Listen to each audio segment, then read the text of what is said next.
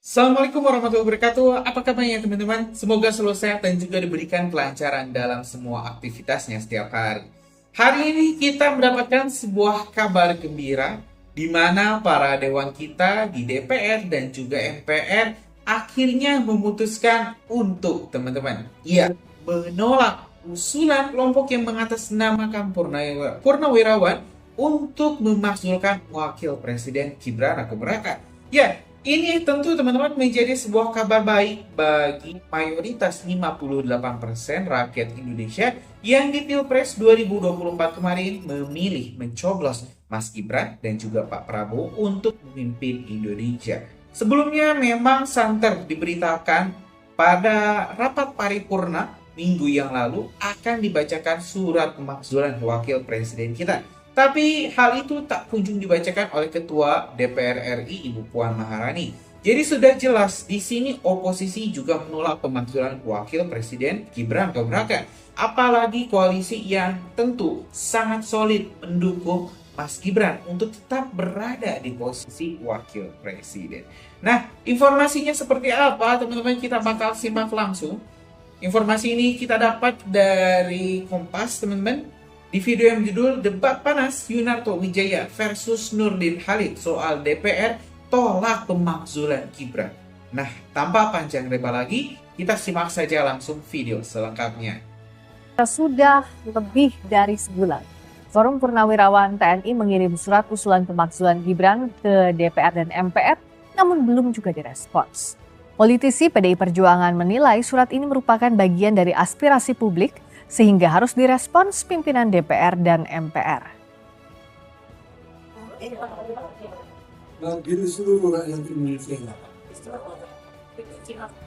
Forum Purnawirawan Prajurit TNI telah mengirimkan surat tentang usulan pemakzulan Wakil Presiden Gibran Rakabuming Raka ke DPR dan MPR.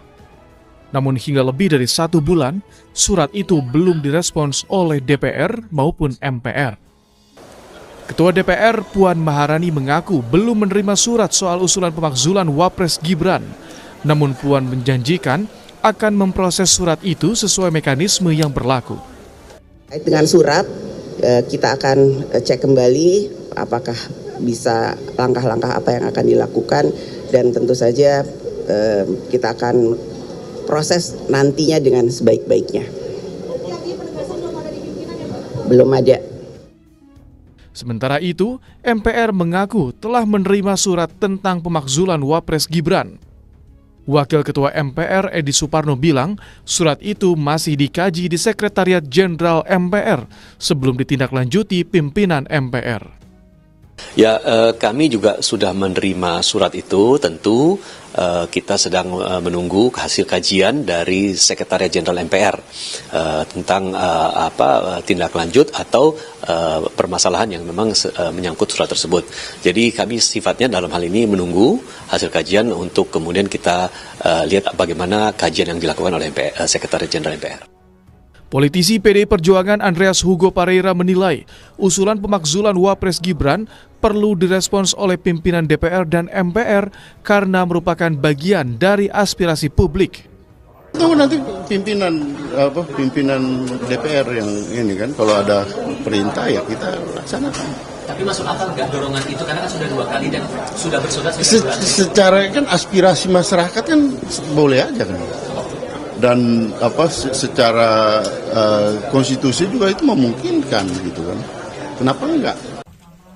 Pengamat politik menilai meski ada peluang secara yuridis, namun para politisi saat ini belum serius menindaklanjuti usulan pemakzulan Gibran. Usulan ini bisa jadi akan ditindaklanjuti jelang pemilu 2029 mendatang. Saya melihat memang lebih memungkinkan celah yuridisnya, Mas ya, sebagaimana pernah terjadi di masa almarhum Pak Gus Dur ya. Jadi celah yuridis di mana waktu itu kalau saya nggak salah Pak Gus Dur itu ada problem di Bulog Gate yang walaupun tidak terbukti akhirnya. Jadi celah yuridis Mas Gibran ini kan tadi ada banyak ya, soal dugaan fufu-fafa, soal dugaan korupsi dan seterusnya. Jadi saya melihat kalau memang elit kita serius menindaklanjuti itu ya sebenarnya bisa. Tapi kalau will-nya ya, political will-nya belum muncul, belum ada, dan memang keluarga Solo ini kuat, ya ini lagi dan lagi layu sebelum berkembang, sehingga pun kalau memang akan istilahnya munculkan kembali, momen itu bisa jadi akan kita lihat jelang pemilihan semacam itu. Jadi mekanisme yang apapun ada hari ini mungkin tidak akan dioptimalkan oleh para elit kita karena memang tidak ada situasi ekstrim yang muncul, Mas Bram. Forum Purnawirawan Prajurit TNI menyatakan telah menetapkan tenggat waktu bagi DPR untuk menjawab surat mereka. Forum Purnawirawan akan mengkaji langkah selanjutnya jika nanti DPR dan MPR tidak merespons. Tim Liputan, Kompas TV.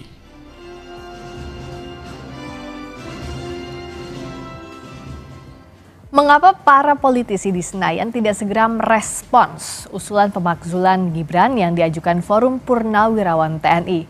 Kita ulas bersama politisi Partai Golkar Nurdin Halid dan Direktur Eksekutif Carta Politika Yunarto Wijaya. Selamat malam Bang Nurdin, Mas Toto.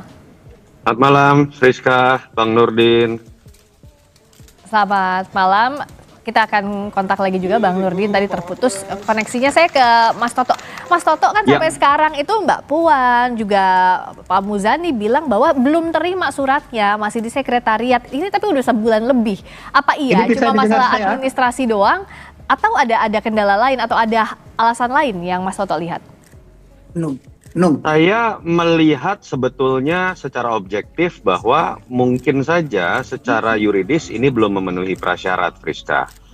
Jadi kalau saya agak berbeda ya. Tadi saya mendengar sedikit ulasan dari Mas Agung Baskoro ketika ditayangkan oleh Kompas. Saya melihat malah tidak bisa situasi yang terjadi sekarang dengan aturan pasca amandemen UUD 45 4 kali, sistem tata negara yang berbeda, kita menyamakan apa yang terjadi pada Gus Dur dengan situasi sekarang, walaupun sama-sama terkait dengan tuntutan untuk melakukan pemakzulan. Pasca dilakukan amandemen UUD 45, artinya pasca Gus Dur, saat itu memang dijatuhkan lewat proses politik di DPR MPR, sekarang itu diikut sertakan sebuah lembaga bernama MK, Friska. Sehingga tuntutan pemakzulan ini tidak akan memiliki makna secara yuridis kalau tidak disertai oleh sebuah keputusan atau keputusan oleh MK yang memang bisa membuktikan bahwa telah terjadi pelanggaran berat, entah itu korupsi, tindak pidana lain, dan itu memang diatur di pasal 7A, 7B UUD 45 ataupun di peraturan MPR RI nomor 1 tahun 2024. Dan ini memang menjadi khas dari setiap sistem presidensial di negara manapun, bahwa pemakzulan dimungkinkan, tapi sulitnya setengah mati, kira-kira seperti itu, Friska. Karena yang namanya presiden dan wakil presiden diangkatnya oleh dan dipilih oleh rakyat. Beda loh, Gus Dur itu diangkatnya oleh MPR, sehingga aturannya berbeda. Masih mandataris MPR ya? Saja saat itu sudah bisa dilakukan pemakzulan. Ini kalau kita lihat dari si yuridis ya, memang saya sendiri pribadi melihat belum ada alasan kuat kalau dalam konvers, kalau dalam wawancara yang dikemukakan oleh Forum Purnawirawan terkait dengan prasyarat yang diatur dalam Undang-Undang Dasar 45. Apa sih pidana yang dilakukan oleh Mas Gibran misalnya? Kalau misalnya dikaitkan dengan yang namanya pencalonan yang dianggap tidak sah saat itu, keputusan kontroversial MK, saya pun merasa itu keputusan kontroversial dan saya tidak setuju Gibran maju kalau bicara secara pribadi, secara politik. Tapi kita harus akui juga sebagai warga negara, secara yuridis itu sudah menjadi hal yang sah, yang sudah diterima pencalonan oleh KPU.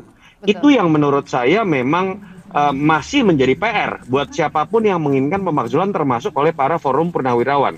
Variabel kedua, sedikit Friska, memang ini juga akan jadi tantangan berat ketika kemudian andai kata betul ada alasan yang kuat terkait dengan prasyarat mengenai pelanggaran pidana dan lain-lain, tapi dibutuhkan juga suara mayoritas di DPR dan di MPR, artinya suara mayoritas dari partai-partai atau suara mayoritas dari DPD. Sementara kita tahu 85% partai itu kan adalah pendukung Prabowo Gibran. Artinya kalau kemudian partai-partai malah kemudian misalnya menempatkan posisi suaranya lebih banyak yang mendukung pemakzulan, ya artinya menurut saya berarti memang sudah ada sebuah konstelasi politik baru, baik itu dalam konteks sikap Pak Prabowo yang paling ditakuti oleh partai-partai, atau memang dari partai-partai yang merasa tidak nyaman dengan Mas Gibran. Ini rentetan prasyarat-prasyarat yang menurut saya harus dipenuhi kalau betul-betul ingin menjadi sebuah pemenuhan tuntutan dari pemakzulan terhadap Mas Gibran.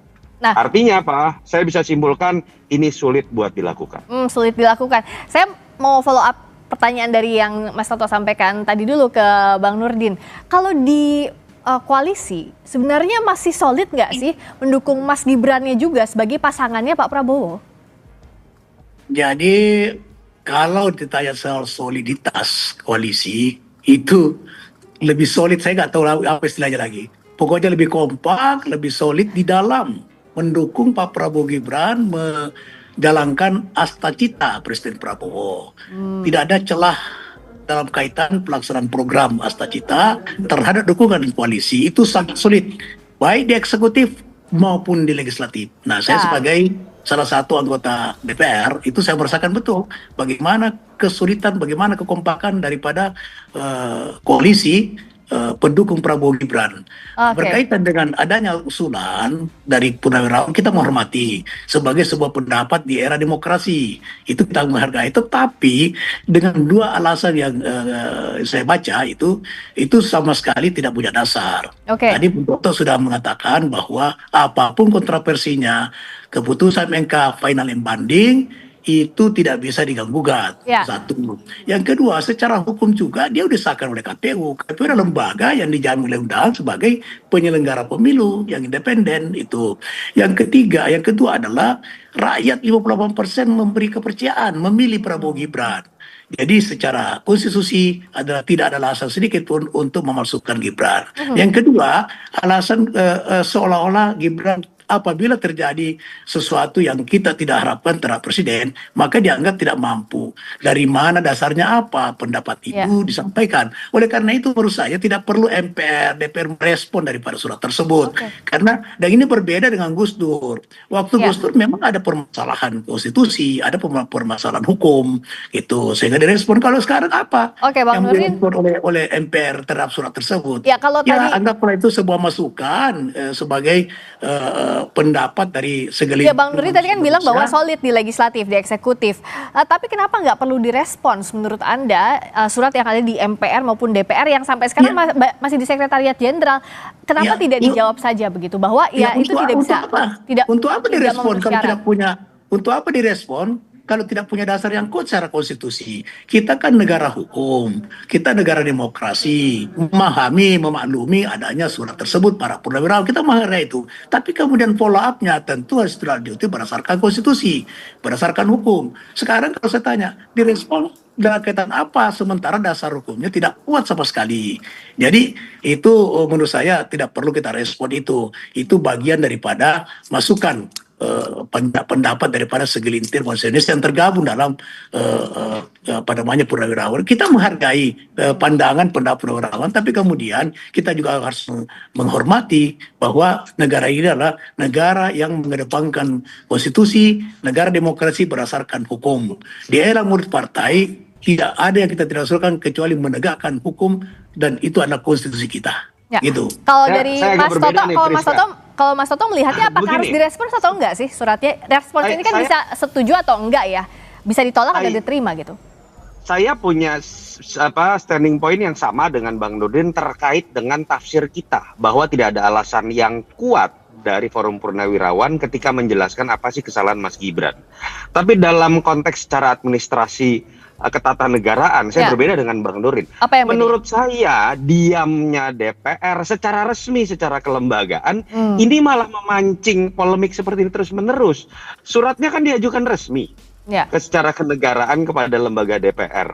Ketika dianggap surat ini tidak memenuhi prasyarat untuk dilanjutkan secara kenegaraan untuk diproses menuju tahapan pemakzulan, misalnya karena tidak ada surat dari MK yang harusnya disertai terkait dengan peraturan yang memang ada di peraturan MPR nomor 1 2024, pasal 7A dan 7B UUD 45, harusnya dijawab secara kelembagaan oleh DPR bahwa kami tidak bisa meneruskan karena ada hal-hal yang tidak memenuhi syarat secara aturan.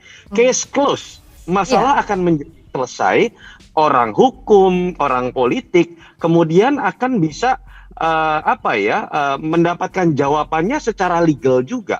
Kalau didiamkan seperti ini, polemik akhirnya berlanjut. Itu yang menurut saya malah seharusnya terjadi.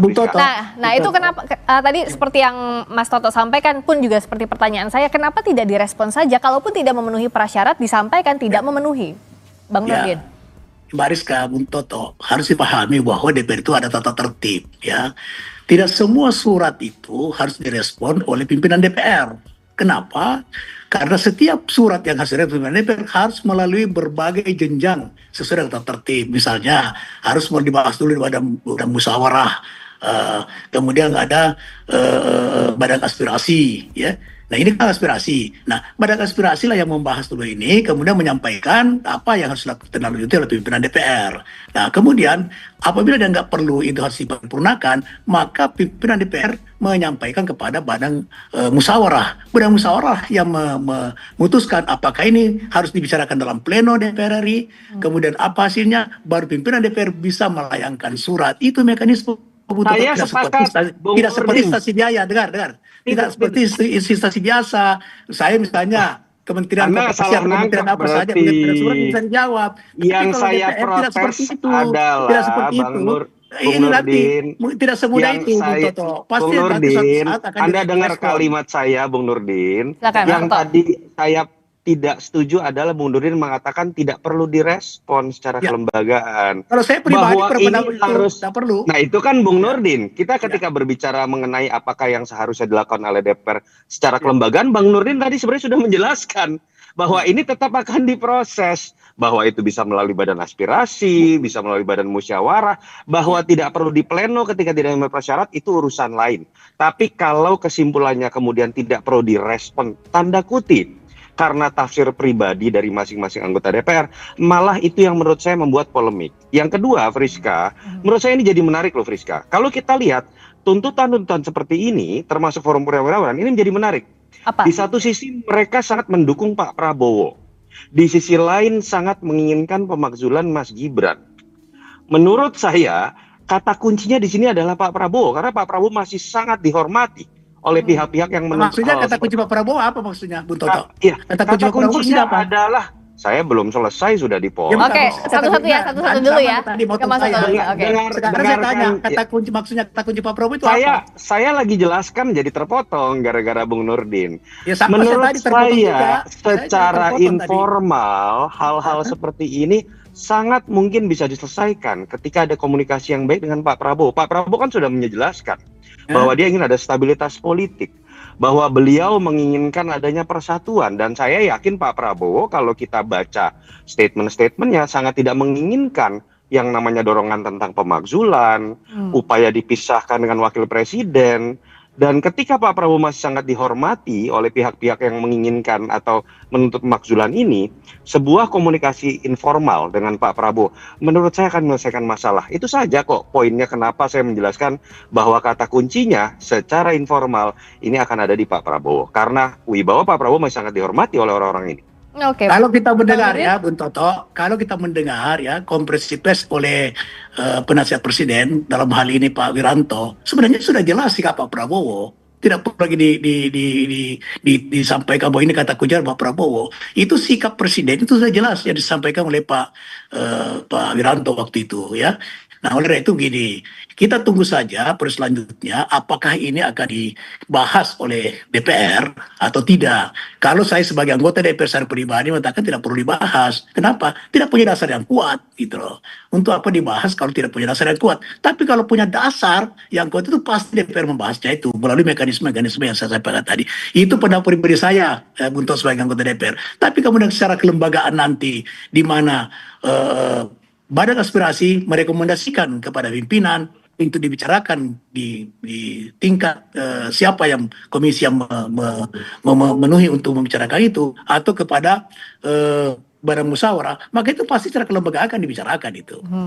Nah kalau dari Mas Toto, secara kelembagaan harusnya DPR merespons itu agar tidak jadi bola liar begitu Mas Toto. Tadi saya sudah bilang, kalau bicara secara substansi, saya bahkan secara pribadi walaupun bukan anggota DPR, saya punya sikap yang dan tafsir yang sama dengan Bung Nurdin secara pribadi.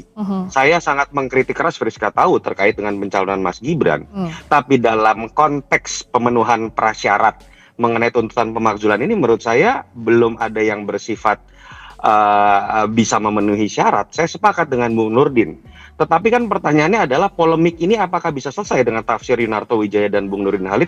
Kan tidak. Ya. Polemik ini menjadi bisa selesai dan tidak mengganggu ritme pekerjaan Pak Prabowo dengan isu-isu seperti ini kalau DPR menjawab dengan proses kelembagaan. Terserah jawabannya apakah kemudian tidak bisa dilanjutkan, apa berhenti sampai di badan aspirasi.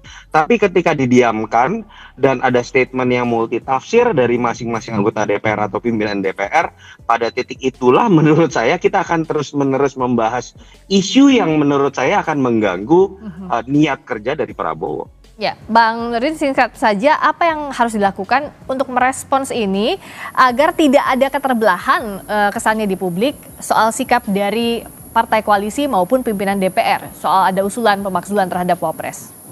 Rizka, saya yakin tidak ada keterbelahan. Ini kalau Kompas TV tidak mengangkat judul ini, itu sebetulnya sudah tidak ada yang mempersoalkan. Dan tapi kan surat usulannya belum direspons, makanya kita bahas di sini kan untuk dudukan. Iya. Karena gak ada respon, maka Kompas TV mengangkat judul ini kan.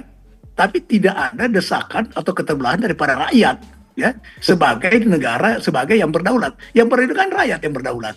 Nah, tidak ada keterbelahan. Ini ada persoalan karena diangkat lagi oleh stasiun televisi, mau Kompas TV maupun stasiun televisi yang lain. Ini nggak apa-apa, ini bagian daripada pencerahan demokrasi kita. Saya juga suka ini, tapi kita harus paham betul bahwa tidak semua surat buntut itu harus direspon. Bagaimana sibuknya DPR, bagaimana susahnya DPR itu, kalau semua surat masuk itu yang berkaitan dengan aspirasi yang berkaitan dengan aspirasi kecuali dari lembaga tinggi negara maupun lembaga-lembaga yang berkaitan dengan kemitraan DPR, itu wajib memang direspon. Tapi kalau yang namanya aspirasi, bayangkan kalau semua aspirasi yang datang dari seluruh proses harus direspon, itu bagaimana susahnya DPR untuk merespon tersebut itu.